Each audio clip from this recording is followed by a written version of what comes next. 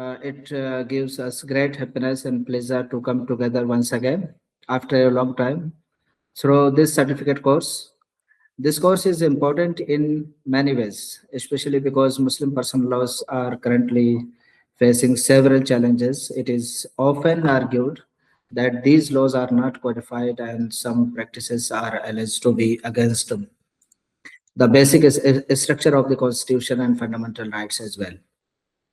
Keeping these concerns in mind, we felt the need to design a certificate course where such a issue can be discussed and understood in a proper legal and academic manner.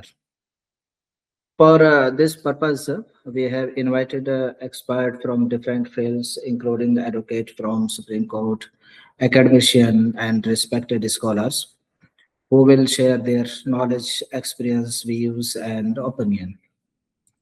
Through this course, we will try to understand the present challenges faced by Muslim personal laws, examine whether these claims are valid or not, and explore the legal reasoning behind them.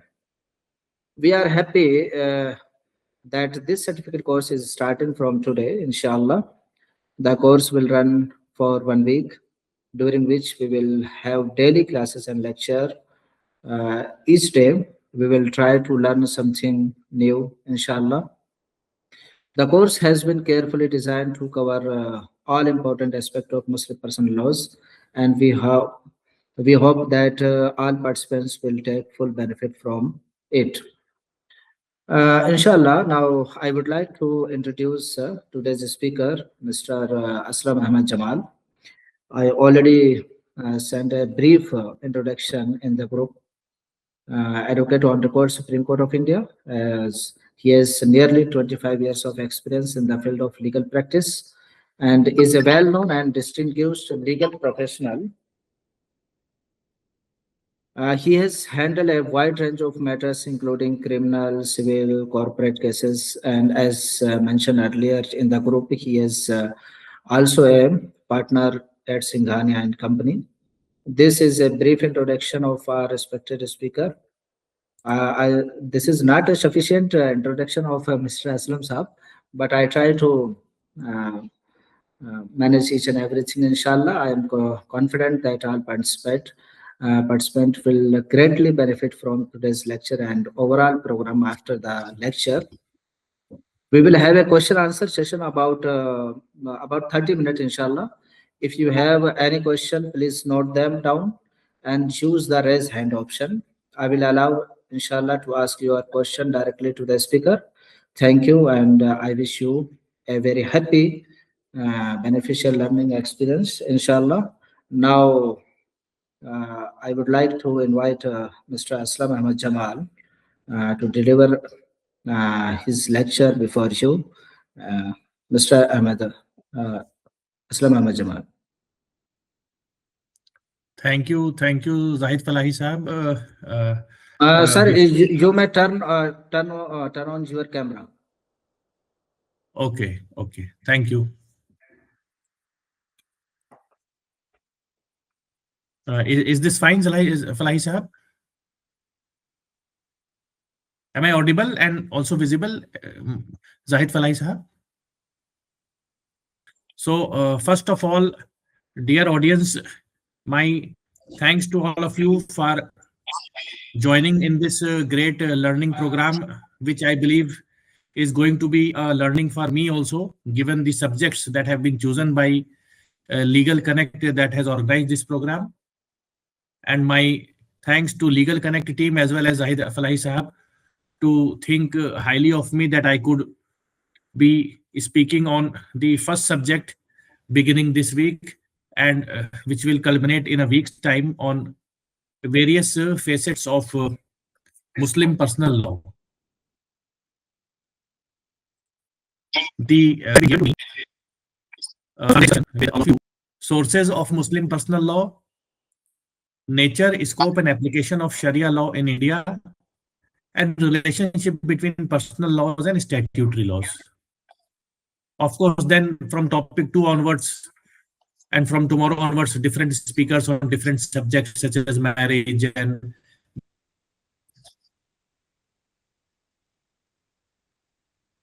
dissolution of marriage or inheritance and property rights, etc., we'll be discussing with all of us. So, dear friends, to initiate this topic, fundamental question asking myself as well: what do we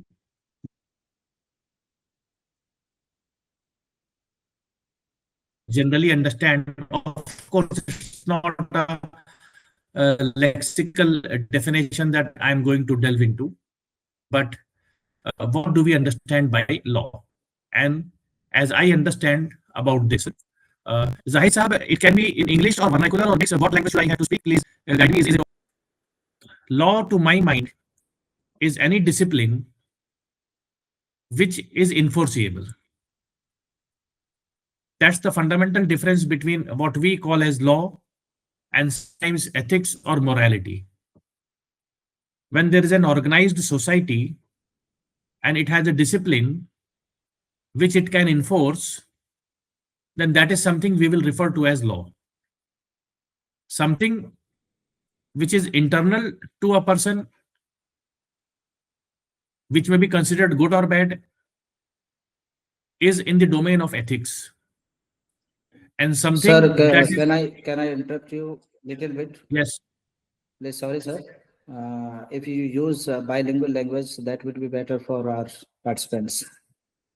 okay. So a mix of English and vernacular, correct? Hindi and Urdu Yes, and yes. English, correct? Yes, yes, yes, yes. Thank you, Yes, thank yes, you. sir. Yes, sir. Okay. Yes, sir. Okay. So as I had started, my dear friends, and I will repeat this thing in now vernacular, कि हम जिस subject पे आज बात करने जा रहे हैं वो है मुस्लिम पर्सनल लॉ या मुस्लिम आइली कवानीन जो भारत में हैं, उनका स्कोप क्या है, किस हद तक वो लागू हैं, और जो भारत का संवैधानिक कानून है या जो पार्लियामेंट्री कानून है और जो शरीयत का कानून है, उसके आपस में क्या रिश्ता है। तो इससे पहले कि मैं इस मौजू पर आपसे गुफ्तगू करूं, मैं सिर्फ एक अपने आप से ही सवाल करते हुए और समझते हुए कि कानून हम कहते किसको हैं। तो मैं समझता हूं कि हम कानून ऐसी किसी भी बात को, ऐसे किसी भी ज़ाब्ते को कहते हैं जिसको कि एक मुनज़्ज़म निज़ाम रखने वाली जो माशरा होता है, उसको नाफिज कर सकता है या नाफिज करने की ताकत रखता है। अगर वो उसको सिर्फ इस हद तक ही समझता है कि कोई चीज बहुत बुरी है, लेकिन उसको किसी निजाम के तहत नाफिज करने की पावर नहीं रखता, तो हम उसको इखलाकियात के दायरे में मान लेंगे। उसके भी अपने नफे नुकसान हो सकते हैं किसी इंडिविजुअल के लिए, और कोई फर्द अगर किसी चीज को अपने लिए गलत या सही समझता है, तो उसे हम ये समझ सकते हैं कि उसके जाती कदरें हैं या जाती अकदार हैं जिस पर वो है, जिसको हम इंग्लिश में we can call as ethics, morality और law. Ethics is an internal domain of an individual. Morality is a domain of society, and law is domain of state. But state is nothing but a political extension of society. So, whatever be the social morality may also result to be found into law of a system. क्योंकि किसी समाज का जो इखलाक है, समाज का सियासी तौसीह जो होती है, उसी को हम एक स्टेट या एक सूबा या एक राज्य कह देते हैं। तो अब हम जब आते हैं इसकी, अगर मैं आपको कोई मिसाल दूं, तो अगर आपके घर में कोई मेहमान आता है तो आप उसको कुछ चाय नाश्ता ऑफर करते हैं, ये प्योरली एथिक्स के डोमेन में आएगा। अगर आपने ऑफर नहीं किया तो कोई ये तो समझ सकता है कि ये काम गलत हुआ, लेकिन इसके कोई ज्यादा नतायज नहीं निकलेंगे। फिर बात आती है मोरालिटी की, जिसमें अगर किसी बहुत गरीब इंसान की आपने मदद नहीं की, या कोई इंसान सड़क पे था और आपने उसकी मदद नहीं की, वो बेचारा था, और रोज ही आप ऐसा करते हैं, तो लोग समझ सकते हैं कि इखलाक आपका गलत है, लेकिन समाज इस पे हो सकता है बहुत से बहुत ये करे कि आप जरूरत पड़ने पे आपकी मदद ना करे, लेकिन सरकार को इस बात से कोई मतलब नहीं होगा। लेकिन वहीं पे हम देखते हैं कि अगर ट्रैफिक सिग्नल वायलेट हो जाएगा, तो चूंकि वो लॉ का मैंडेट है, तो उसका निफाज भी सरकार के लेवल पर होगा, और उस पर निफाज करने के लिए जरूरी हो जाता है कि या तो पनिशमेंट दी जाए या कोई इंसेंटिव है उसको विड्रॉ कर लिया जाए। तो ये बेसिक डिफरेंस मैं समझता हूँ। इसको अगर हम मलूज़ खातिर रखेंगे कि कानून, इखलाक और जातियात में क्या फ़र्क है, what is the difference between law, morality and ethics, then we should start discussing कि कॉन्स्टिट्यूशनल मोरालिटी या law, how it obtains in India, and to what extent is Muslim personal law applicable in India. अब मैं इस पर आऊंगा कि जो मुझे सबसे पहला टॉपिक दिया गया, foundations of Muslim personal law, यानी मुस्लिम आइली कवानीन की बुनियादें के उन्वान से, उसमें sources of Muslim personal law क्या है। यहां दोस्तों सबसे पहले समझने की ये जरूरत है कि आप में से अक्सर लोग जानते होंगे जो दीन इस्लाम के मानने वाले हैं, और वो लोग जो कि इस्लाम के बारे में स्टडी कर चुके हैं, मुस्लिम समाज को अच्छे से समझते हैं, भले ही वे खुद मुस्लिम ना हो, कि मुस्लिम समाज में सबसे ज्यादा अहमियत कुरान मजीद की है, जिसको लेकर के मुस्लिम भाइयों का ये अकीदा है कि ये अल्लाह की किताब है और इसमें जिंदगी जीने का निज़ाम, न सिर्फ अकीदे का निज़ाम बताया गया है बल्कि जिंदगी जीने का निज़ाम भी बताया गया है। और जिंदगी जीने के निज़ाम में सिविल, जिसको हम आज की इस्तिलाह में सिविल लॉ समझते हैं, वो भी है, जिसको हम क्रिमिनल लॉ समझते हैं वो भी है। इसमें मोरालिटी, एक minute रुकिएगा,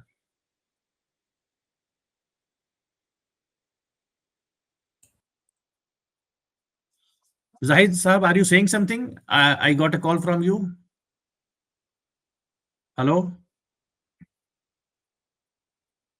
Am I audible to the audience? If yes, kindly raise hand so that I know you. I am audible? No. You are audible. You are audible, sir. Some students from different state and asking if you speak in English most, and some explanation in Hindi, that would be better for us, the students. Sure. Okay.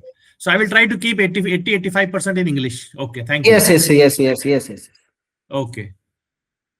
So then I will begin again that sources of Muslim personal law, as we were discussing, the primary source of Muslim personal law is what is believed by Muslim brethren is the Holy Quran. The Muslims believe that Holy Quran is a revealed word from Almighty Allah to the Holy Prophet Muhammad sallallahu alaihi wasallam, and therefore it has the effect of a mandate in the private and social life of Muslims. And when that effect has the effect of a mandate to be followed, it necessarily follows that the aspects of civil law or criminal law or personal law, whatever is there, to the extent that it may be practically possible, be followed by a Muslim, and the concepts of ethics, morality, and law are actually intertwined in the Sharia law. That is the first and primary thing that we must keep in mind. So Quran is the primary source of Muslim law, followed by, if I may say so, another source of Muslim law is the Hadith, or Hadith as it is called in popular narration, the literal meaning of which may be something like a narration, and which is the narration of the Holy Prophet Muhammad sallallahu alaihi wasallam, or the traditions practiced by the Holy Prophet, or the traditions practiced or stated by his contemporary companions. So this is what we call as Hadith. This is the another source of Muslim law. A number of things may not be found in the Holy Quran, but would either be found directly in the Hadith, or if it is found in the Holy Quran, then its explanation may be found in the Hadith literature. A third source of Muslim law, why I am saying Muslim law, is because Muslim personal law is a part of Muslim law. The concept that there is a Muslim personal law is something that has emerged in modern times because of the fact that it is only personal law that is being followed or permitted to be followed, and therefore the topic has been chosen. But before we understand that, we have to understand the Muslim law as such in general first. So when we talk of the sources of Muslim law or personal law, then we discussed that the source includes the Holy Quran. Then the second source is the Hadith, which consists of sayings and actions and approvals of the Holy Prophet Muhammad sallallahu alaihi wasallam. The third important source is called as Ijma, which translated to in English means consensus, and if we translate it into Hindi, it will be called as Sarv Sammati of the scholars, and in Urdu again the word will be Ijma. The third source of Muslim law is Qiyas, or analogical deductions, or we can say logic. There is also a fourth source of Muslim law, not so well known or not so much into practice, is what is called as Urf, or the contemporary practices or certain practices obtaining in a certain area, which might therefore result in a different ruling. In fact, my interaction with various scholars of Islam, the ulama ikram and the muftiyan, suggests that a mufti who is not well versed with urf of a particular area should refrain from passing any verdict. This is the also importance of urf. So 4 sources of Muslim law, or you can say 5 sources of Muslim law, being the Quran, the Hadith, the Ijma, or the consensus of scholars, and Qiyas, and fifth you can say, or the fifth may be merged into all of this, is Urf, or the contemporary practices, or the practices especially obtaining in a particular area or a particular time, which are not in conflict with basic teachings of Islam. So these constitute the sources of Muslim law. जैसा मैंने बताया अभी आपको, और इसको इख्तिसार में आपको बताता चलूं कि कुरान मजीद, हदीस, उलमाए कराम का इजमा और क़ियास मुस्लिम कवानीन के माखज़ में से हैं, और इस्लाम के जो कवानीन हैं वो यहीं से लिए जाते हैं। अब इसमें एक अहम बात जो हमको समझनी चाहिए कि quite unlike the British law और द इंग्लिश लॉ, इंटरप्रिटेशन इस्लामी कवानीन की तशरीह वर्टिकल मैनर में नहीं होती है। इससे मेरी क्या मुराद है वो मैं आपको अभी समझाता हूं। When we interpret Muslim law, we don't interpret it organically or vertically like we do British law or any common law. In common law, what happens is that you have, say for example, the parliament makes a law, a statute. Within the statute, there is a rule-making power which is called as rule. And then there may be a bylaw making power which is called as bylaws. And then comes the judiciary which interprets this. The general consensus in English law is that if any rule is in conflict with the statute, then the rule will be considered void. If any bylaw is in conflict with the rule or the statute, then the bylaw will be considered void. And of course, in Indian context, the Honorable Supreme Court has the power to interpret in terms of Article 142 what is the real meaning of either the bylaw or the rule or the statute. But that is not how it obtains in Muslim law interpretation. In Muslim law, it is not that you will say there is a certain thing in the Holy Quran and there is a certain thing in the Hadith. So we will first look into the Holy Quran and we will discard the Hadith because Hadith is secondary to Holy Quran, and therefore we will not draw any sustenance from the Hadith. Or if there is a Hadith, but the logic or the consensus of scholars seems to suggest otherwise, then we will not consider Quran or Hadith, but will simply we will not consider the logic of the scholars. It is not functioning that way. In that sense, it is functioning horizontally. According to my understanding, I may be wrong, that the Holy Quran is read with the Hadith is read with the understanding of the early scholars, and from that amalgam, we come out with rulings which become the fulcrum or the basis of Muslim law. That is precisely the reason that you have different schools of jurisprudence where there may be different understanding of certain legal consequences of certain legal matters, which may be fundamentally different, despite the fact that all four of them believe in the same sources. This is because in Islam, it is not that Quran is taking precedence over Hadith or Hadith is taking precedence over logic. Again, this is my understanding, but rather all of these are intertwined. Of course, this is not the subject of our talk today.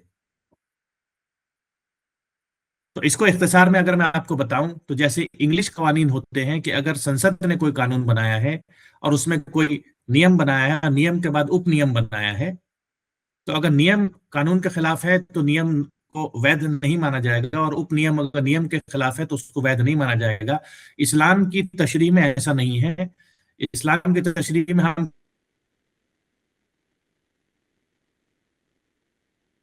Quran को भी देखते हैं, हम हदीस को भी देखते हैं, हम अर्ली स्कॉलर्स की अंडरस्टैंडिंग को भी देखते हैं, और उसके बाद जब उसको हम जोड़ के एक नतीजा निकालते हैं तो उस नतीजे को हम इस्लाम का कानून मानते हैं। और यही वजह है कि 4-5 स्कूल्स ऑफ थॉट हैं मुस्लिम्स में कि एक ही किताब होते हुए भी अलग अलग नताइज निकल सकते हैं। और मैं अपनी जाती मुशाहिदे में इसको एक अच्छी चीज मानता हूं, क्योंकि इससे हमें एक वैरायटी मिल जाती है। तो ये तो हुआ दोस्तों इस्लाम के जो बुनियादी कवानीन हैं उनके क्या माखज़ हैं, इस पर मैंने आपसे गुफ्तगू की। I discussed with you briefly about the sources and origin of Muslim law, which are also meaning thereby the same source for Muslim personal law. Now, what is personal law? Because this is today's subject. As I told you, personal law, this brings me to the second limb of the topic to be discussed with you, which has been given to me. That nature, scope, and application of Sharia in India.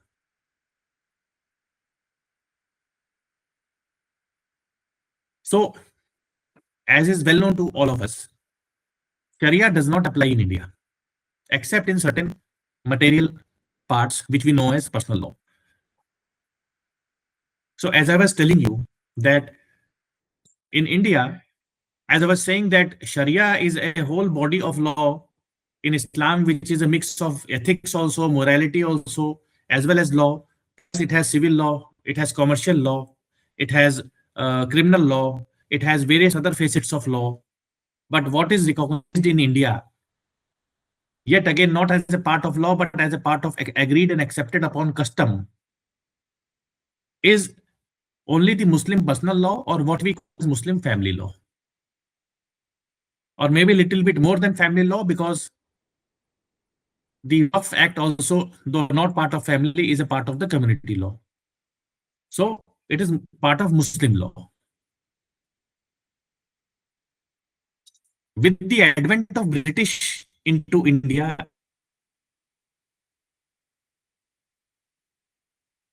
and the British colonies, prior to the advent of British, the system of kings making a law, the kings usually followed a system of, whether the kings were good or bad is a different matter, of general non-interference in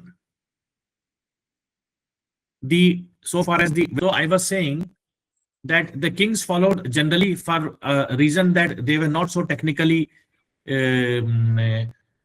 bestowed at that point in time, that they would interfere in matters ranging from criminal law to civil law to so many things. The king were generally a broad-based rulers.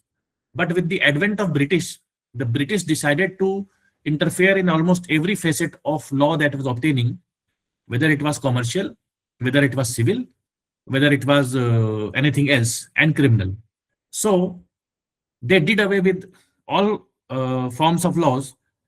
And to my best of knowledge, during the Mughal times, many laws and decisions that were being followed were according to the law of the defendants. So assuming there was a dispute between two communities, then whichever community person is the defendant, his law would apply so that the plaintiff would get some relief, which is something I cannot confirm this, but I had read this somewhere, but I don't have the source knowledge. But when the British came, they decided to codify and unify all laws. And in that context, they did away with everything that had to do with the religious laws on morality or on commerce or on civil law or criminal law, and replaced it with their own laws successively after 1840. We know that Indian Penal Code came in 1861, and then various other laws started coming. The Indian Contract Act came in 1872, so on and so forth. But the British, for reasons of expediency also, and for better management of the country, did not interfere with family laws either of the Hindu community or Sikh community or any tribal community or the Muslim community. Although even during British times, Uniform Civil Code had been discussed, but it was never a feature. It was never a very significant discussion in the public. So when we talk about the topic, the extent of application of Sharia law in India, in modern India today, the extent of application of Sharia law is limited to family law, which means marriage or an element of marriage, that is divorce. It includes inheritance. It includes, if waqf may be included, it includes waqf, but waqf is not necessarily part of family law. It includes gift. It includes inheritance, rituals relating to death. It includes marriage. It includes divorce, but not adoption. Adoption is outside the purview of family law, as it has been historically so. So this is what happened successively since the British times. When India gained independence, then things also changed a little bit, because the constitution may seem slightly ambivalent on this point, because the constitution recognizes certain vital freedoms to individual as well as collectively to religious communities. But the constitution also recognizes or calls upon the state to have a uniform civil code, which is Article 44. But Article 44 is part of the directive principle of state policy, and therefore not enforceable as such. The state can make a law. Whereas the fundamental rights, where individual fundamental rights as well as collective fundamental rights or religious fundamental rights are protected, are enforceable in the negative sense that no law can be made against the fundamental rights. So again, to sum up this for the native speakers, native audience in Hindi और उर्दू, कि जब हम भारत में बात करते हैं शरीयत की, तो शरीयत भारत में अपने पूरे जो चौतरफा निजाम के साथ लागू नहीं है, बल्कि भारत में शरीयत जो है वो सिर्फ पर्सनल लॉ या आइली कवानीन की हद तक लागू है। अंग्रेजों के पहले जो राजा महाराजा होते थे, उस वक्त दुनिया में इतने ज़राए वसाइल नहीं थे कि वो हर गांव या पंचायत तक पहुंच जाएं। तो वो बड़ी चीज़ों को अपने, जैसे लगान वसूल करना है, टैक्स लेना है, या बहुत बड़ा कोई विद्रोह हो गया है, उसको छोड़ के बाकी चीज़ों को वो सिटी के लेवल पे या कम्युनिटी के लेवल पे छोड़ दिया करते थे फैसलों के लिए। और जितनी मेरी मालूमात है, फैसले वहां पे होते थे कि अगर कोई मुद्दई है और सामने कोई जवाब देने वाला है, तो जो जवाब देने वाला शख्स है, डिफेंडेंट है, उसके कानून के हिसाब से फैसला हो जाया करता था सिविल लॉ में। उसके बाद जब अंग्रेज आए तो उन्होंने सोचा कि हम सबका इश्तिराक कर दें और सबको यूनिफाई कर दें, तो उन्होंने हर साल कानून हटा दिया। लेकिन निजाम चलता रहे और विद्रोह जनता ना कर बैठे, क्योंकि जनता धर्म को लेकर भावुक होती है, तो उन्होंने रिलीजियस लॉ को टच नहीं किया, जिसमें कि मैरिज, डेथ और डिवोर्स वगैरह वगैरह आते थे। लेकिन जब भारत का संविधान लागू हुआ तो इस चीज को आगे बढ़ाने की कोशिश की गई, तो इसमें यूनिफॉर्म सिविल कोड या समान नागरिक संहिता की बात रखी गई कि धीरे धीरे जो धार्मिक कानून है उनको हटा ही दिया जाएगा, चाहे वो मैरिज में भी हो या ना हो, और फंडामेंटल राइट्स को तो रखा जाएगा लेकिन धार्मिक कानून को हटा दिया जाएगा। और यहीं से जो सारा नैरेटिव है वो बहुत दिलचस्प मोड़ ले लेता है, जब आजाद भारत में इसको लेके इसका जो इवोल्यूशन है वो धीरे धीरे हुआ है। और इसी के साथ हम आते हैं जो इस टॉपिक का जो थर्ड एंड लास्ट पॉइंट है, कि relationship between personal laws and statutory laws. और यही सारे के सारे यूं समझ लीजिए कि आज की तारीख में दिस रिलेशनशिप इज समथिंग जिस पे मंथन करने की जरूरत है। The relationship between statutory laws today and the personal laws and the dilemma and dichotomy that the nation faces and the community also faces. There are two ends of the spectrum in this aspect. At one end of the spectrum is, before we understand that, let us understand from where the thought processes are coming. On one end, we have our very, I would say, a great constitution of India, which has a very great preamble, which starts with certain core concepts, starting with we the people of India. And of course, I'm not reading out the preamble because you know what preamble is. But the preamble talks about we the people of India give to ourselves this country, the constitution which is based on justice, which is based on liberty, which is based on equality, and which is based on fraternity. Now I will lay importance or emphasis on all three of these, because justice, liberty, equality, and of course fourth one is fraternity, on one end of the spectrum is something that everyone in the country, whether a person is a Muslim or a Sikh or a Hindu or a Jew or a Christian or a Parsi or of any religious denomination or tribal or a man or woman or communist or any ideology or any religion, agrees and is very happy to say that these are very great constitutional values. But in their application or in their meaning, of course, there is a difference of opinion between various hues and various shades that are in this country. On the other end of the spectrum is there are people who say that if the country is secular, why should we have religious laws at all? And there are people who say to them secularism means that permitting religious laws to continue. So they give different interpretations to the term secularism. And when I say different interpretations to the term secularism, it is regardless of the fact that whether the word secularism was inserted or socialism was inserted into the constitution in the 42nd amendment is immaterial, because if you read the preamble itself makes it very clear that the state is religion neutral, because it will not discriminate. So whether you say secular or not say secular, it is intrinsic into the character of the constitution that Indian constitution is a secular constitution, in the sense that between two individuals, regard being had to their faith or place of birth or gender, underlying gender, the state will not make any differentiation.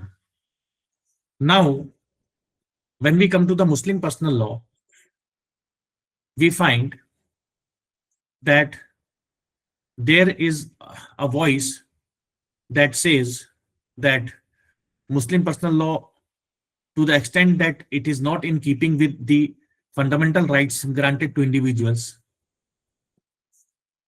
should not exist.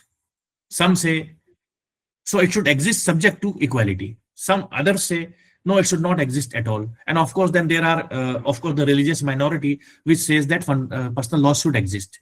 Today, we are talking only of the Muslim personal law because that is the subject. But in India, we have personal laws of various communities, including the Hindu community. It may be codified. Indian Muslim personal law is not codified, except that there is this Dissolution of Muslim Marriages Act or Shariat Application Act. It is not a codified law. But be that as it may, but when we talk of personal law, we have personal law for every community. And we have a law which is community independent, like Special Marriage Act is community independent. The Succession Act, Indian Succession Act, is community independent. To sum up this aspect for the vernacular audience, कि भारत का जो संविधान है उसकी जो मूल भावना है उसमें इंसाफ है, उसमें बराबरी है, उसमें मसावात है, उसमें बंधुत्व है, और एक तरफ सब लोग इसको मानते हैं। उस पर कुछ लोगों का कहना है कि अगर भारत में ये मूल भावना है तो किसी धर्म के किसी कानून को होना ही नहीं चाहिए। तो कुछ लोग कहते हैं कि किसी धर्म का कोई कानून अगर है भी तो मूल भावना के तहत उसको अमेंडमेंट होना चाहिए। और कुछ लोगों का ये मानना है कि नहीं, धर्म का कानून वैसे ही रहना चाहिए क्योंकि मूल भावना उसी में है कि धर्म को भी मानने को दिया जाए। और इसी में फिर जेंडर जस्टिस की भी बात आ जाती है, सोशल जस्टिस की भी बात आ जाती है। तो जब हम देखते हैं कि भारत में if we look at this aspect, तो स्टैट्यूटरी लॉ और पर्सनल लॉ का रिलेशनशिप क्या है, तो उसको समझने के लिए लेट अस फर्स्ट अंडरस्टैंड कि हमारा कॉन्स्टिट्यूशन कुछ आर्टिकल्स में किन अहम बातों की बात कर रहा है। Because the personal law is not codified law, except as I mention that there are sources of personal law, the Quran, the hadith, इजमा, कयास, etcetera, and then there is the Shariat Application Act and the Muslim Marriage Dissolution Act. There is no other law that would fit into a category of codified law, but the Constitution is codified. So the Constitution, when we look at Constitution, 2-3 things stand out very strikingly. We have a concept of, from Article 14 to Article 19 and 23 onwards, a concept enshrined in the concept of equality, where it says that the state shall not discriminate against any citizen on grounds of religion, race, caste, sex, place, or birth of any of them, and that there will be freedom of speech, freedom of expression, right to life with dignity. Article 21 talks about right to life and personal liberty except according to procedure established by law. So Article 21 has been variously interpreted by the Supreme Court, where various facets of this article were enumerated, as a result of which Article 21A came to be inserted, which is for article for right to education. But these are phases. Why I am mentioning about this here at this juncture is because you must note it that these are important individual fundamental rights which the state cannot take away from you. There are important, not individual, but collective rights also, which is right to freedom of religion, which is contained from Article 25 to 29. And of course, 28 and 29 also, are also available to non-minorities, because when we talk of right to freedom of religion, then religion, everyone is following one religion or the other. Why I deem it very necessary to bring this into discussion before I proceed further is I will start with you with a very, I think, very pertinent example with utmost respect. That suppose there is an individual freedom, an individual wishes to not wear a helmet. There is a law that a two-wheeler rider must wear a helmet. One can say, I want to exercise my individual right and I will not wear a helmet because I don't want to. And if, as a consequence of not wearing helmet, if a person meets with an accident, he says it is his personal life, the state should not interfere. But there the interpretation would be that protection of an individual is supreme, and therefore the restriction to put him into protection is important. But suppose some of our Sikh brothers do not want to wear helmet because they have to wear a turban, then because of their collective identity as a religion, their right not to wear a helmet will be protected. This is the importance of right to freedom of religion. Otherwise, one may wonder that if we have individual freedoms, why do we need a religious freedom at all? Because if as an individual I want to offer namaz or I want to offer worship in any other form, it can be as part of my collective individual rights. Why give a right to freedom of religion? But it is precisely because of this example that I gave you that there can be many freedoms which can be taken away from an individual, but from a group practicing a religion, it may not be taken away. But again, there is a very interesting part, my dear friends, that the Article 25 begins with certain non-obstantive clause. When we were talking about Article 14 to 19 or 23, which concern individual freedoms or individual liberties, then the articles are absolute in themselves. Any restrictions that can be placed have to be reasonable restrictions. So article is absolute. The restriction can be placed, but there is a restriction on the restriction that it has to be reasonable. But when we talk of Article 25, freedom of religion, it rather begins in peculiarly in a very different way. It says that it's subject to public order, morality and health, and subject to other provisions of this part. All persons are equally entitled to freedom of conscience and the right to freely profess, practice and propagate religion. Now this means, my dear friends, that, and that is why when I started, I said I talked about law, morality, ethics, is that here the religious liberties or religious freedoms have been subjected to various containments. That it should not be against public morality, it should not be against morality, it should not be against health, etc., etc. And therefore, it gives much leeway to the state to interpret whether a particular religious practice is against public policy, is against morals, or is against health hazards, etc., etc., to put restrictions. The second very interesting part here is that the state can also regulate any activity which is associated with religion, but which may be fundamentally economic, financial, political, or secular activity. So, for example, say the concept of zakat or the concept of dasand in the Sikh community, where they give 10% of their offering to the Gurudwara, or the Muslims offer some portion of zakat to the needy. Tomorrow the state can say that it's a financial activity, we will regulate it. Then where do we find sustenance in keeping it alive? We may then go back to individual rights and say that zakat is also a part of my individual right to help people, and therefore it will be protected there. But zakat is something which is non-controversial. But we know that there are controversial aspects such as marriage and divorce, because there is an interpretation that marriage and divorce are all secular activities associated with religion.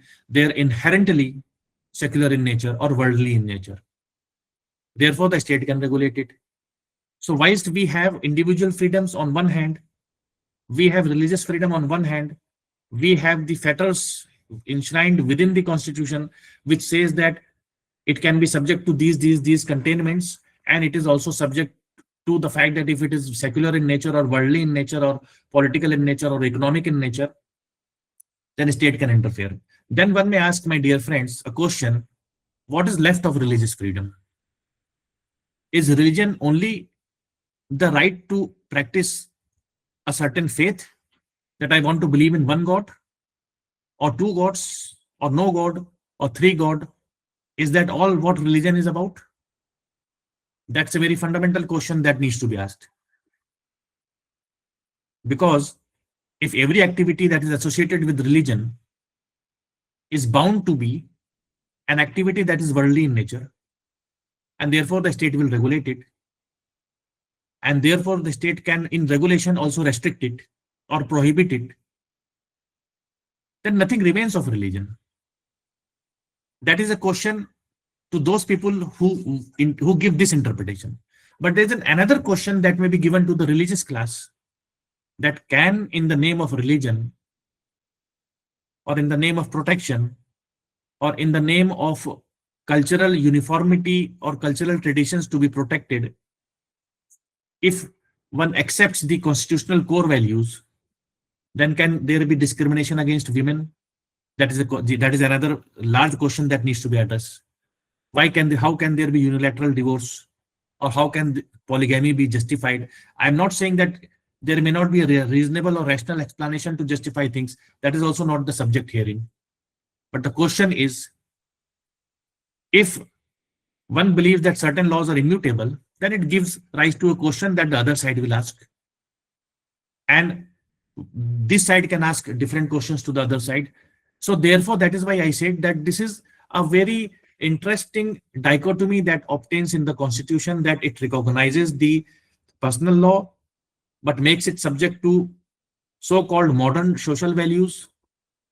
But everyone, whilst agreeing that these social values are very good values, are not agreeing so far as the ground reality is concerned.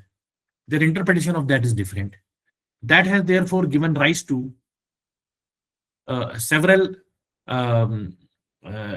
controversies in our otherwise great constitutional functioning of this country. For example, if we look at the history, then religious law is being applied as a part of customs also.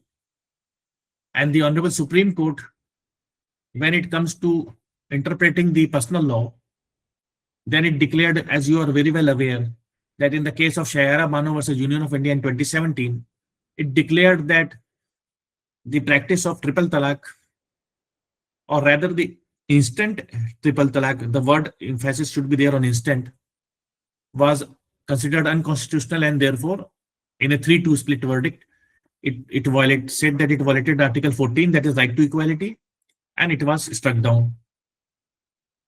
Here also we must come with another important development, that is judicial development, that because of this dichotomy and conflict between the fact that religion has to be followed versus whatever is secular or worldly in religion can be regulated, the Supreme Court evolved a concept of the essentiality doctrine of a religion as to, again, what constitutes an essential feature of religion. But again, it causes more problems than solves it, because, for example, who do you call a Hindu or who do you call a Muslim from a pure legal aspect? A person born into a Hindu family will be considered a Hindu, regardless of whether he believes in God or not, or follows any tradition or not. Similarly, even in a very structured religion or well-defined religion like Islam, a person may choose to be extremely secular in his lifestyle, but so long as he professes the kalma, that is La ilaha illallah Muhammadur Rasulullah, he may theoretically in his entire lifetime never offer a namaz, never observe the fast of Ramadan, yet he will be considered a Muslim, and when he dies, people will bury him and will pray for his benign resurrection on the Day of Judgment. So who do you define as a Muslim if a person says that he is a Muslim and he has read the Kalma? Who do you define as a Hindu if a person is born into a Hindu family? And therefore, the essentiality doctrine again does not solve problem, because the essence is that religion in this country encompasses not just faith, not just worship, but also interpersonal human relationships extending to marriage and various social discourses. In Shamim Ara versus the state of UP, the Supreme Court again held that the mere plea of divorce would not constitute a valid divorce. It must be proven that talaq was pronounced. So Supreme Court struck a balance between the fact that there is a personal law that obtains, but wanted to make it in harmony with the Constitution. Then came the judgment of Shah Bano, which was interpreted later in Daniel Latifi, where the Supreme Court held that the validity of the Muslim Women Protection of Rights on Divorce Act 1986. You are aware that in the Shah Bano case, the plea that had been taken was that the woman who had been divorced can only be maintained or should be maintained according to Islamic law by husband only for a period of 3 months. Therefore, the Supreme Court gave a ruling against that. So that the then government came up with Muslim Women Protection of Rights on Divorce Act 1986, which the Supreme Court upheld its validity by saying that because this law provides that whatever maintenance is to be provided should be provided for within the 3 months, but for the rest of the life. so to protect the wife's future livelihood. So if we look at this, the Supreme Court has been trying to, and in a very reasonable manner, is striking a balance in the sense that it is maintaining the Sharia law but trying to harmonize it with constitutional obligations and constitutional precepts. Similarly, when we come to in the Sikh community, then there was a judgment of Aas Kaur. Aas Kaur was the daughter of a deceased Sikh gentleman, Jat Sikh, and that Sikh gentleman had 2 wives. So according to their customary law, if one wife dies, then the inheritance would go to the second wife and not to the daughter. So this law was upheld by the Honorable Supreme Court because it was a customary law, it was proven law, and therefore the Supreme Court upheld it. So again, it does not extend only to the discourse does not remain confined only to Muslim community, but it remains applicable to every other community. For example, if you look at the Hindu Succession Act also, the daughters were not considered co-partners like sons in a Hindu undivided family. Then an amendment came about in 9 September 2005, where daughters were made co-partners with equal rights like that of son and equal disabilities like that of a son, liabilities. And then one of the persons challenged the amendment only to a limited extent, that equal rights could be given to daughters in property, but so far as the management rights of a kartaship are concerned, only the eldest male son can be karta, because a daughter, when she marries, she goes to her husband's home. That question is still sub judice before the Honorable Supreme Court, because that is a case that I am dealing with since 2006. And in my dealing with that case, I argued that only that sisters have been given equal right in Hindu community, but so far as karta is concerned, only a man can be karta. I lost that proposition in the Delhi High Court, and the matter is now being considered by the Honorable Supreme Court. So matter remains sub judice. So these dichotomies exist are not only with respect to Muslim law, but it is with respect to tribal laws, it is with respect to other customary laws, it is with respect to other communities. So now coming back again, to summarize this thing for our brothers in vernacular, what I was saying, कि हमारे जो भारत के संविधान में जो चीजें एक तरफ रखी गई हैं कि मसावत की बात रखी गई है, जस्टिस की बात रखी गई है, और रिलीजियस कम्युनिटीज भी मसावत और जस्टिस की बात करती हैं, तो सुप्रीम कोर्ट ने अलग अलग अपनी नज़ीर में बैलेंस को रखने की कोशिश की है, जिसमें हमें सायरा बानो का केस नजर आता है, जिसमें कि सुप्रीम कोर्ट ने इंस्टेंट ट्रिपल तलाक को तो वैलिड रखा, लेकिन इंस्टेंट ट्रिपल तलाक को कह दिया कि ये इस्लाम की मूल भावना के भी खिलाफ है और कॉन्स्टिट्यूशन की भावना के भी खिलाफ है। उसी तरह से जब हमने देखा कि भारत में ही एक बहुत फेमस केस था शाहबानो का, शाहबानो के केस में शाहबानो ने अपने पत्नी, उनके जो पति थे मोहम्मद अहमद साहब, उन्होंने अपनी पत्नी शाहबानो को तलाक दे दी थी। तो और फिर कहा कि मेंटेनेंस भी हम, जब उन्होंने मेंटेनेंस का केस किया था सीआरपीसी में, तो उन्होंने कहा कि हम मेंटेनेंस भी 3 महीने तक देंगे, क्योंकि इस्लाम में 3 महीने तक ही बीवी को गुजारा भत्ता देने की, जो तलाकशुदा बीवी है, इसको देने का नियम है। तो उस पर काफी चर्चा हुई थी। उस वक्त सुप्रीम कोर्ट ने फैसला दिया था कि नहीं, आपको जीवन भर के लिए गुजारा देना होगा अगर वो पत्नी दोबारा शादी नहीं करती है। तो उसके रद्द अमल में एक कानून, भारत की जो मरकजी मजलिस ने एक कानून की वजह की थी, जिसको Muslim women protection of rights on divorce act है 1986, और उसमें ये कहा गया था कि गुजारा भत्ता देने के लिए एक माकूल इंतजाम किया जाएगा। तो सुप्रीम कोर्ट ने उसका ऐसा इंटरप्रिटेशन किया कि 3 महीनों की अगर हद है भी, कि तो 3 महीने में ही ऐसा इंतजाम कर दिया जाएगा कि वो जो तलाकशुदा बीवी है उसको जिंदगी भर के लिए उसकी लाइवलीहुड का इंतजाम हो जाए। तो 3 महीने में ही आप कुछ ऐसा इंतजाम कर दीजिए कि बाकी जिंदगी भी वो गुजर बसर कर सके।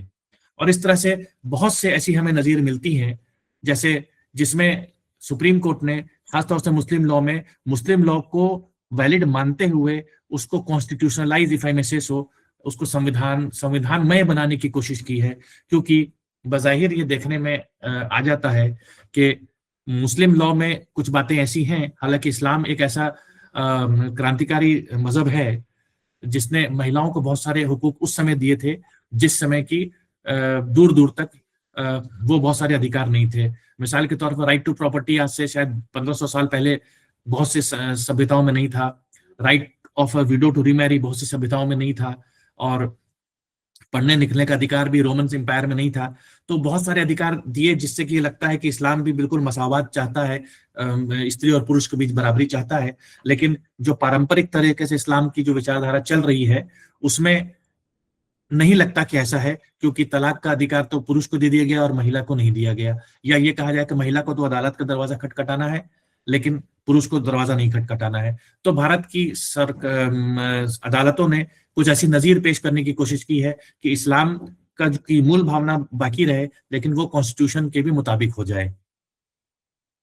एक आस्क और का जजमेंट भी मैंने आपसे जिक्र किया कि वो ट्राइबल नहीं, मैं कहूंगा जाट सिख या एक सिख कम्युनिटी की एक सिख कम्युनिटी में एक प्रथा है, या पंजाब के कुछ इलाके में प्रथा है जहां जिसको एक करेवा विवाह कहा जाता है, कि जिसमें वो विवाह होता है कि अगर दो भाई हैं और एक भाई की मृत्यु हो गई तो अपनी भाभी से शादी देवर की हो जाती है, उसको करेवा विवाह कहते हैं। ऐसी स्थिति में अगर दो पत्नियां हैं और इस आदमी की भी मृत्यु हो जाती है तो एक पत्नी की जायदाद दूसरी पत्नी को जाएगी, उसकी बेटी को नहीं जाएगी। तो आज कौर एक ऐसे व्यक्ति की बेटी थी जिसने जायदाद के लिए केस किया, तो सुप्रीम कोर्ट ने कहा कि नहीं सॉरी, आपको जायदाद नहीं मिल पाएगी, क्योंकि जो उस कम्युनिटी सिख कम्युनिटी की वो जो प्रथा थी उसको कस्टम की हैसियत हासिल थी, और जब परंपरा की या कस्टम की हैसियत हासिल है तो उसको माना जाएगा जब तक कि ऐसा कानून ना बन जाए जो उस कानून उसकी मनाफी करता हो। क्योंकि यहाँ पे रिलेशनशिप बिटवीन, जो जिस सब्जेक्ट को मैं अब खत्म करूंगा और उसके बाद आप क्वेश्चन आंसर शुरू कर सकते हैं, कि बात सब टॉपिक था कि relationship between statutory law and sharia law. हम इसको ऐसे कह देते हैं कि relationship between statutory law and customary law, क्योंकि शरिया भी हमको एक कस्टम से ही मिल रही है, क्योंकि शरिया भी 1500 साल से चली आ रही है। और भारत में जो पर्सनल लॉ है वो हिंदुओं के लिए भी है, सिख के लिए भी है, दूसरों के लिए भी है। हालांकि बहुत हद तक हिंदू भाइयों के लिए या सिख भाइयों के लिए कोडिफाई किया जा चुका है।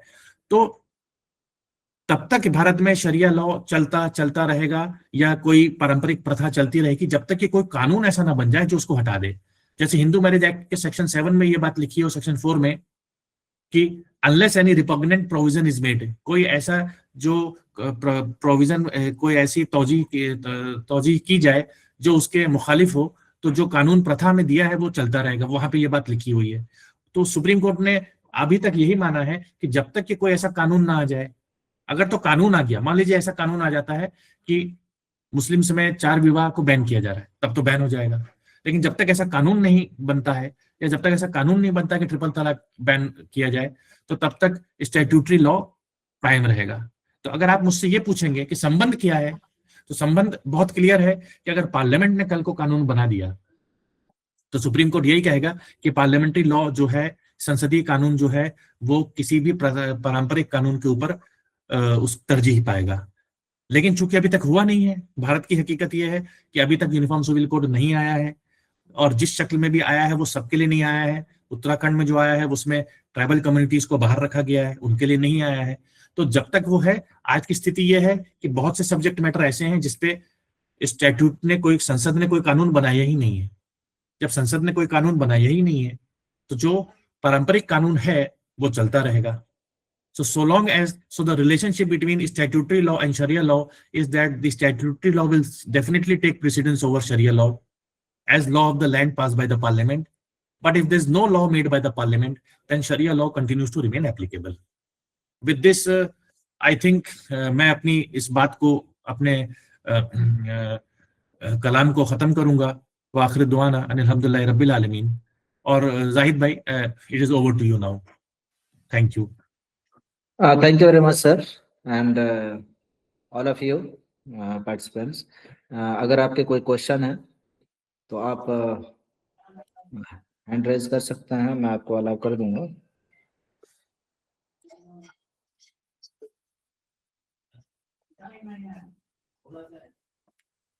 देखिए, प्लीज ऑल पार्टिसिपेंट्स से मेरी एक हम्बल रिक्वेस्ट है, जिसको भी क्वेश्चन करना है, मैंने माइक्रोफोन को ऑन कर दिया है, आप कर सकते हैं, लेकिन पहले आप हैंड रेज है। जी आफ्ताब इस्माइल साहब।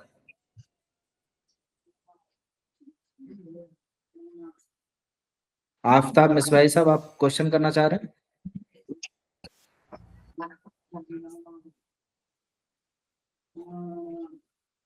एडवोकेट फरहीन, आप अपना माइक ऑन करके क्वेश्चन कर सकते हैं।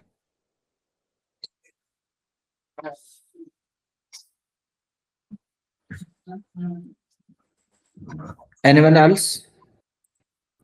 Yes, sir. If he Abrar or she Hussain. wants, yes, yes.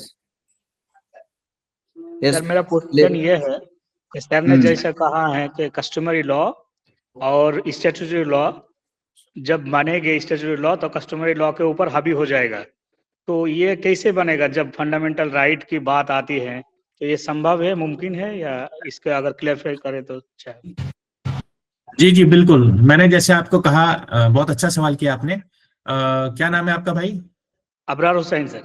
Abrar Hussain साहब, जैसे कि मैंने अपनी बात में आपको कहा भी था कि एक तो इंडिविजुअल फंडामेंटल राइट है जो 14 से 19 या और उसके बाद उसमें जो लिबर्टीज की बात है वो 21 से 24 में है, और कलेक्टिव फंडामेंटल राइट्स जो है 25 से 30 में दिए गए हैं।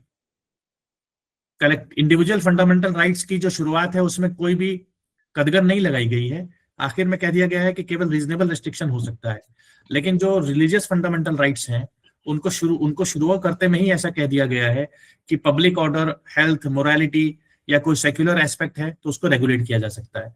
तो अब अगर जब आप पब्लिक मोरालिटी की बात करते हैं तो जैसे ही कोई पार्लियामेंट्री कानून बन जाएगा तब सब वो पब्लिक मोरालिटी का एक तरह से मैनिफेस्टेशन हो जाएगा अपने आप में खुद, पहली बात। तो दूसरी बात ये कि फंडामेंटल राइट में राइट टू इक्वालिटी है, तो जब भी ये कानून आएगा तो जाहिर सी बात है जो लोग उसको एतराज करेंगे वो ये कहेंगे, जैसे आप कह रहे हैं कि ये मजहबी कानून के साथ छेड़छाड़ है और गलत है, तो जो लोग उसके हक में होंगे वो कहेंगे कि नहीं, इसमें तो मसावत रखी गई है, इसमें इंसाफ रखा गया है, इसलिए इसमें कोई छेड़छाड़ नहीं है, और छेड़छाड़ अगर है भी तो वो आर्टिकल 25 से 26 के तहत वो उतनी छेड़छाड़ की जा सकती है। तो अब ये जैसे मैंने पहले से कहा था कि ये डाइकोटोमी कॉन्स्टिट्यूशन में मौजूद है कि जो बात आप कह रहे हैं उसका खदशा मौजूद है कि वैसा हो जाए। शुक्रिया sir. Yes, Ail Khan.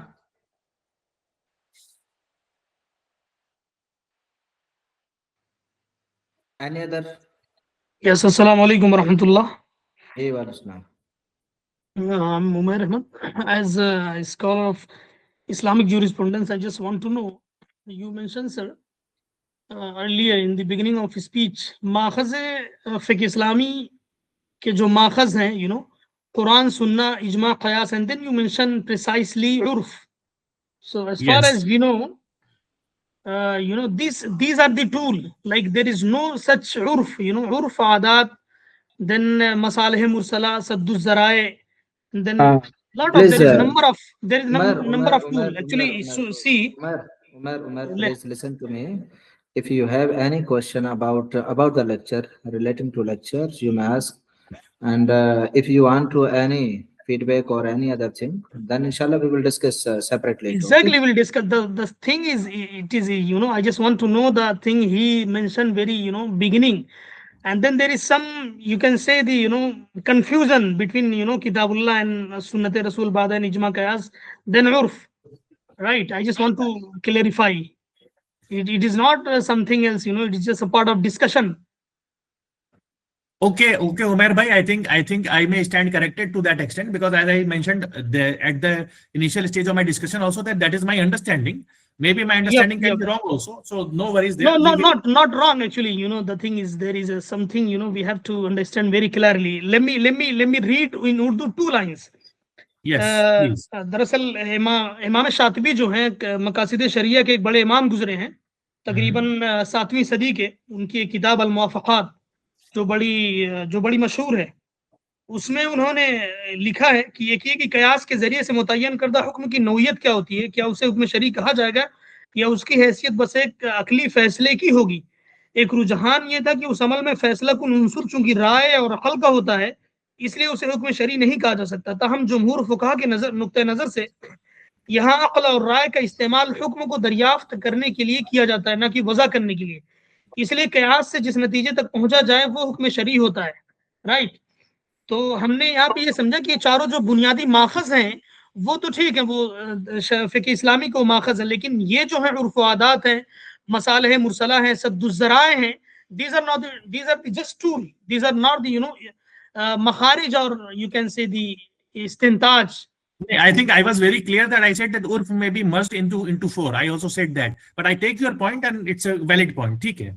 Okay.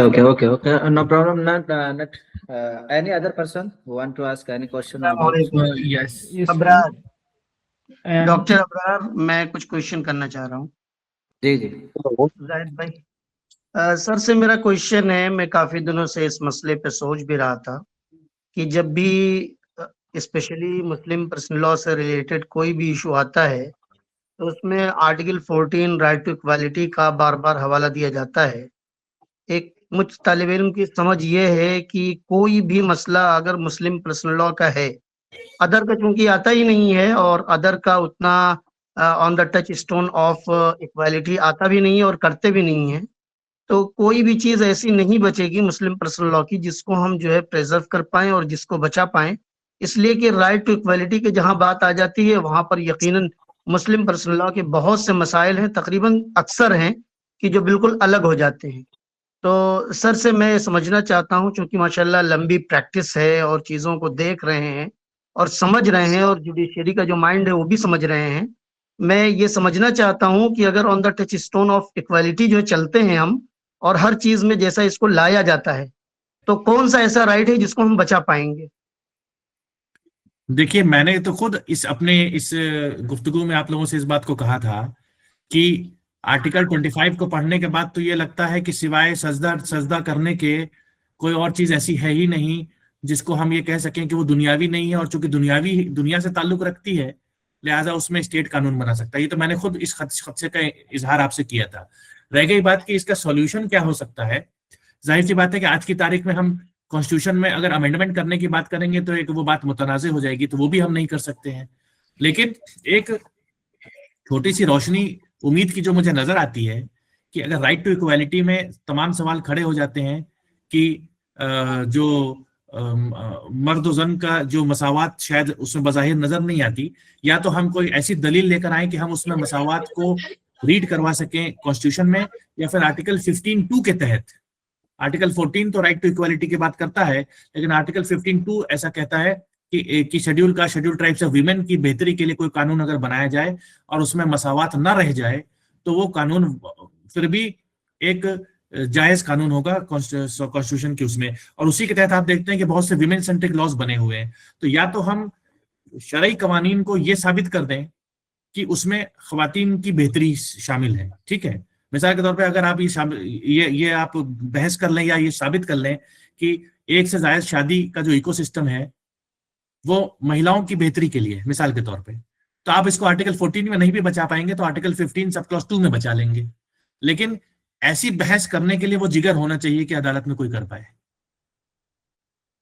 जी, एनिमल सवाल था कि जैसे नयाज, हेलो अस्सलाम वालेकुम सर। नयाज बोल के एक सवाल था सर। जी हाँ सर, मुस्लिम अडॉप्शन के बारे में क्या है? देखिए, इस पर एक जस्टिस रंजन गोगोई के वक्त में एक जजमेंट आया था, मुझे नाम नहीं याद आ रहा है, लेकिन एक खातून गई थी और अडॉप्शन की बात कर रही थी। वो बहुत छोटे 2-3 पन्नों का जजमेंट है, जिसमें एक तो अगर हम उसे शरई हैसियत से बात करेंगे तो एक तस्वुर है किफालत का।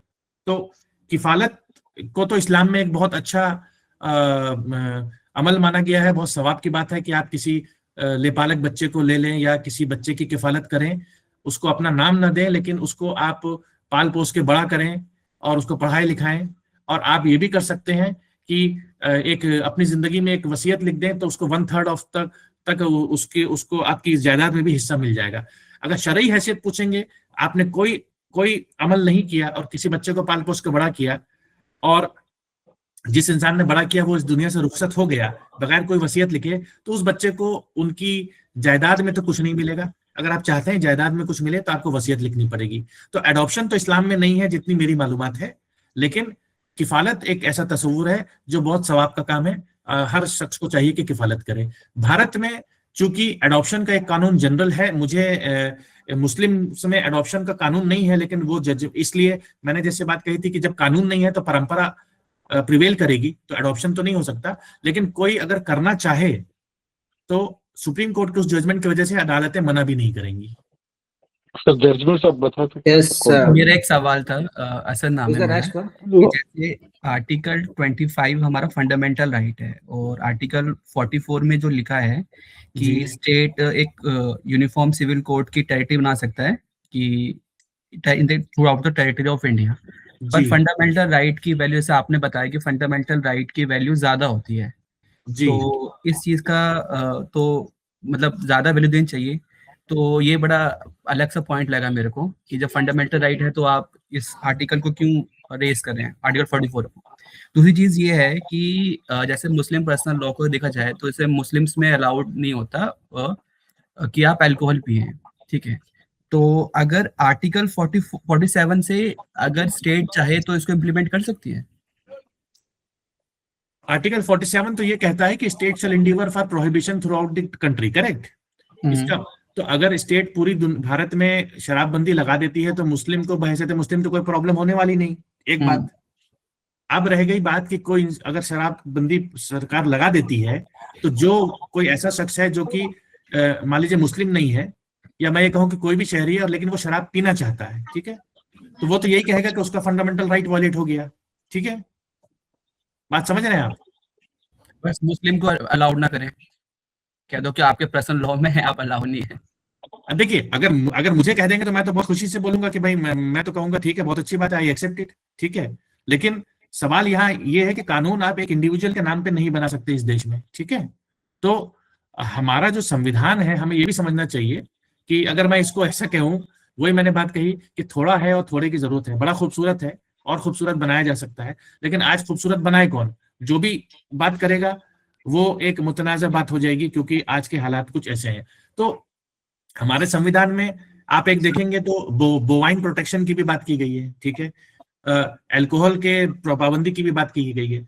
हमारे देश में ऐसे लोग भी रहते हैं जो कहते हैं कि भाई उनका फंडामेंटल राइट है कि वो अल्कोहल पिएंगे, तो वो तो कहेंगे कि भाई ये तो गलत आर्टिकल है, हट जाना चाहिए। कोई सरकार इसमें कानून बना भी नहीं सकती क्योंकि ये स्टेट सब्जेक्ट है, और चूंकि इससे पैसा मिलता है लिहाजा किसी की हिम्मत भी नहीं है कि इस पे कानून बना दे। तो थ्योरेटिकली तो आपने जो बात कही वो ठीक है, अगर सरकार ये कानून बना देती है कि शराब नहीं पी रहा, तो मैं तो कहूंगा बहुत अच्छी बात है, मैं खुश हूँ। नहीं, मेरा क्वेश्चन ये है कि मुस्लिम कम्युनिटी के उसमें एक Muslim as a community ban हो जाए, वो नहीं हो पाएगा ना। मान लीजिए मुस्लिम कम्युनिटी को पे बैन कर दे, तो मैं हमारे उलमाए कराम से कहूंगा कि इस पे लबैक करना चाहिए, ठीक है, लेकिन सरकार खुद ही नहीं करेगी। Okay, who is the next? Sir मेरा एक क्वेश्चन था कि सर, मेरा- वुमेन अगर woman agrees to marry a man believing that he is unmarried, and after nikah she discovers that he has already married and has 3 wives, and this is the fact. So is that nikah valid, or does that fraud affect the Muslim marriage? मतलब उसमें अब इस्लाम में उसकी तो शादी हो चुकी है, तो क्या वो उसको अफेक्ट करेगा, या फिर उसको किस तरह की रेमेडीज मिलेंगी, मतलब वो मेंटेनेंस क्लेम कर सकती है कि नहीं? देखिए, आप ये कह रहे हैं कि एक लेडी ने जब शादी की तब उसको मालूम नहीं था कि उसका जिस शख्स से शादी कर रही है उसकी पहले से बीवी है, ठीक है। हाँ 3 बीवी है, मतलब उसने फ्रॉड करके शादी किया लड़के ने, इनफैक्ट। तो अगर फ्रॉड का मतलब उसने उससे पूछा था और पूछने के बाद उसने कहा था कि नहीं मेरी कोई बीवी नहीं है और शादी कर ली, तभी तो फ्रॉड हुआ ना। Yes yes yes. मेरे ख्याल से देखिए, वैसे तो इसमें जाहिद भाई बेहतर जवाब दे पाएंगे क्योंकि वो मुफ्ती भी है या आलिम है, लेकिन जितना मुझे मालूम है कि शादी तो वैलिड हो जाएगी लेकिन वो कंपनसेशन क्लेम कर लेगी। और सर आरपीसी में तो है ही इनका एक्शन, हाँ बीएनएस में Yes, तो sir. इनके खिलाफ एक्शन है ही। नहीं, वो तो है कि बीएनएस में फ्रॉड के बेसिस पे एक्शन लिया जा सकता है, लेकिन मेरे ख्याल से आपका जवाब ये था, सवाल ये था कि शरीयत में क्या हैसियत है। हाँ वो उस हिसाब से भी, और एज कम्पेयर टू लॉ के हिसाब से भी क्या उसका होना चाहिए। वो तो बिल्कुल आप सही कह रहे हैं, वो फ्रॉड अगर प्रूव कर लेगी तो उस पे उसके हस्बैंड पे केस बन जाएगा। बट एज अ लॉ वो शादी वैलिड रहेंगी या फिर वो वाइड या फिर वाइडेबल रहेंगी? देखिए लॉ, देखिए जब आप लॉ की बात कर रहे हैं तो शादी तो आज भी मुस्लिम लॉ शरीयत के हिसाब से हो रही है, तो मेरी नजर में शादी तो वैलिड है, लेकिन चूंकि वो अमल गलत है इसलिए उसको फ्रॉड मानते हुए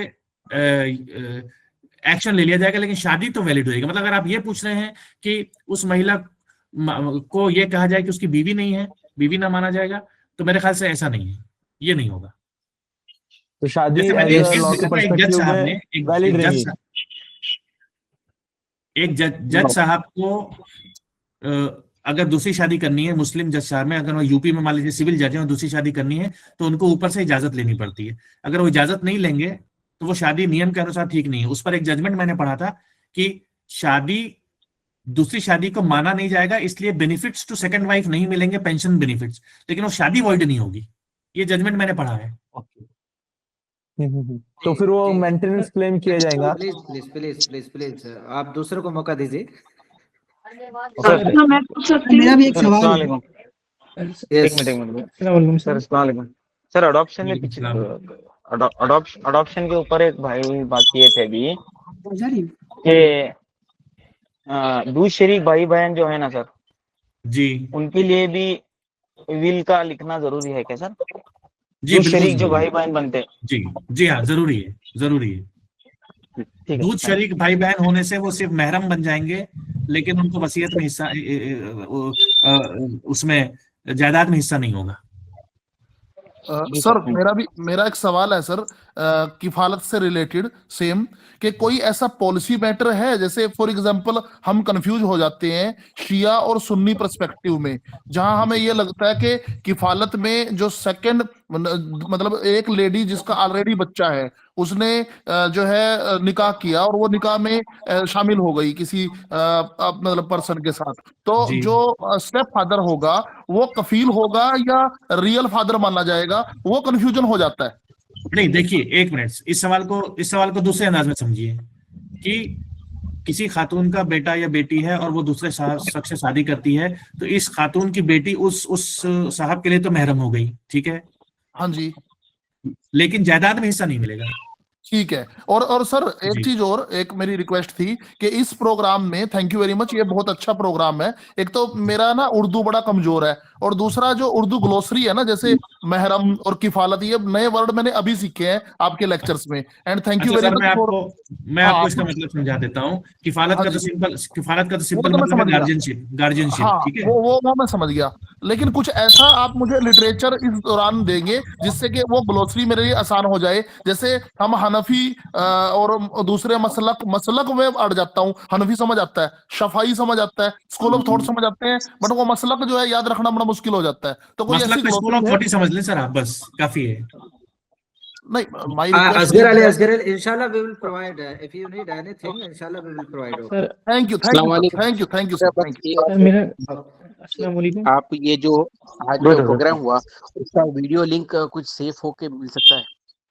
हाँ, inshallah we will provide video. Sir निकल गए सर अस्सलाम वालेकुम सर, आवाज आ रही है? मेरी क्वेश्चन है सर।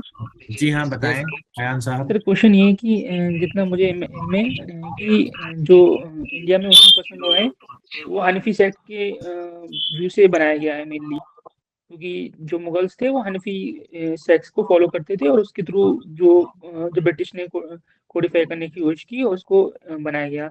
तो जी। उसमें जो फीमेल है उसको, एडल्ट फीमेल को वली की जरूरत नहीं होती है शादी के वक्त। लेकिन जो देखिए, बाकी हनफी कानून का जितना मुझे मालूम है, हनफी कानून में, सॉरी आपका सवाल ये है कि शादी के लिए वली की जरूरत नहीं, ये सवाल है पूरा कंप्लीट करता हूँ मैं सर। मेरे कहने का ये है कि जो हनफी सेक्ट है उसके थ्रू बनाया गया मुस्लिम पर्सन लॉ, उसमें जितना मुझे इल्म है कि वली की जरूरत नहीं है, फीमेल एडल्ट है वो शादी कर सकती है। लेकिन जो बाकी सेक्ट्स हैं, जो शाफी हो गया, मालिकी, हम्बली हो गया, वहां पे कहते हैं कि वली की जरूरत है। तो अगर कोई शाफी वाला शादी कहता है कि नहीं हमारी लड़की है, हम उसको वली के बिना शादी नहीं करने देंगे, लेकिन हनफी वाला कहता है नहीं हमारे यहाँ तो मुस्लिम पर्सन लॉ बोर्ड में तो बिना वली के लड़की शादी कर सकती है, तो यहाँ पर मुस्लिम पर्सन लॉ बोर्ड कैसे वर्क करेगा? क्योंकि आपस में डिवीजन है इस मामले में। देखिए, आपका वैसे ठीक है, सवाल जो है वैसे आज की डिस्कशन के बियॉन्ड है, लेकिन मैं अपनी इल्म से जो जवाब देता हूँ। पहली बात सुनिए, ये जो वली वाली बात की गई है, ये वली वाली बात सबसे पहले ऐसी किसी खातून पे लागू नहीं होती है जो 18 साल से ऊपर की हो गई हो, क्योंकि इस्लाम तो कहता है कि जल्दी से जल्दी शादी कर दो, पहली बात, ठीक है। तो इस पे सारे उलमा एक राय है कि अगर बाप शादी नहीं कर रहा बेटी की, ठीक है, और बेटी तब शादी करना चाहती है, तो वली वाली हद नहीं लगती। दूसरी चीज, हनफी में तो ये हद है ही नहीं। तो और आप जो कह रहे हैं इंडिया में सारे लोग हनफी से हैं, तो तब तो ये सवाल ही पैदा नहीं होगा। साउथ इंडिया में कुछ लोग शाफई हैं।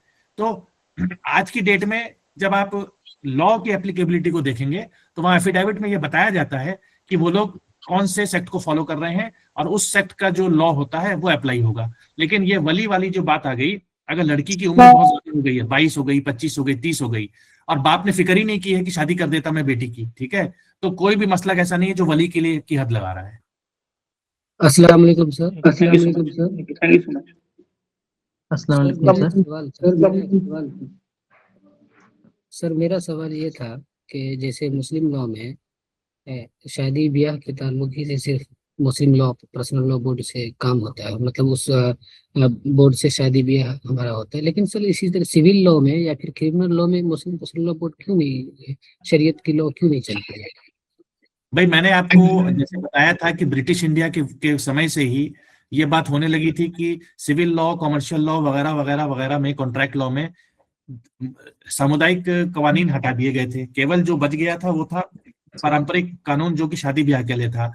अब आप ये कह रहे हैं कि पर्सनल लॉ बोर्ड अपना दायरा बढ़ाए और उसमें सिविल लॉ को भी ले आए और क्रिमिनल लॉ को भी ले आए, जबकि आज हालात ये हैं कि इस्लाह माशरा की जरूरत है सिर्फ शादी ब्याह और तलाक के मामले में ही पड़ रही है हमको, कि हम जो अलाउड है उसी को ठीक से फॉलो नहीं कर रहे और फिर अपने सर पे ज्यादा बोझ ले लें, तो मैं नहीं समझता कि इसकी कोई जरूरत फिलहाल है। ओके इंशाल्लाह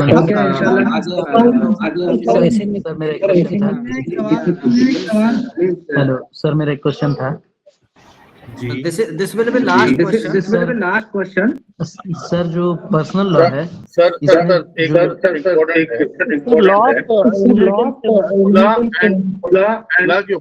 वॉइस इको हो रही है, one by हबीबुर रहमान साहब, आपकी वॉइस इको हो रही है, दो सिस्टम है आपके पास। एक ही सिस्टम है मेरे पास। सर मैं अपना क्वेश्चन पूछूं?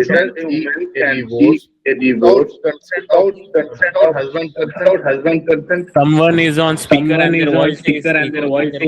सर आपकी इको हो रही है, दो स्पीकर ऑफ करें और दो सिस्टम ऑफ करें, एक लगाएं बस। Yes please, I am sorry because बहुत लेट हो चुके हैं हम लोग और टाइम बहुत ज्यादा हो रहा है।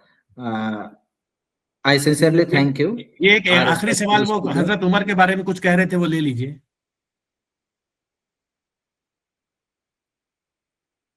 प्लीज जो सवाल कर रहा है प्लीज वही माइक खोलिए, उसके अलावा दूसरा माइक ओपन मत कीजिए प्लीज। जी वो इज आस्किंग। सर मेरा क्वेश्चन था, जो पर्सनल लॉ है उसमें सर जो मैरिज का एज है उससे शायद 15 ईयर है शायद पर्सनल लॉ में, और सो जो सेकुलर लॉ है उसमें सर 18 ईयर है जो मुस्लिम क्या कहते हैं मैरिज का है।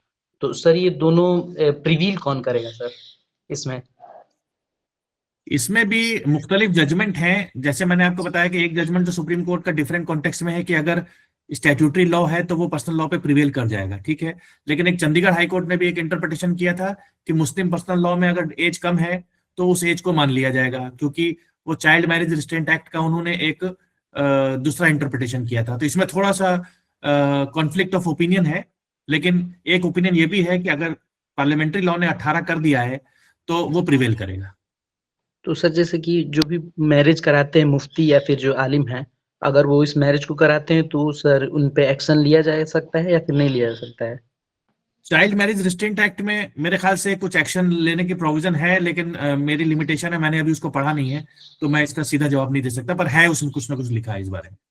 तो सर जैसे आज का लेक्चर था दोनों के रिलेशन का। एक्सक्यूज मी सर, मेरा एक लाइन में एक ओपिनियन है, प्लीज दूसरे को मौका दीजिए। Last question.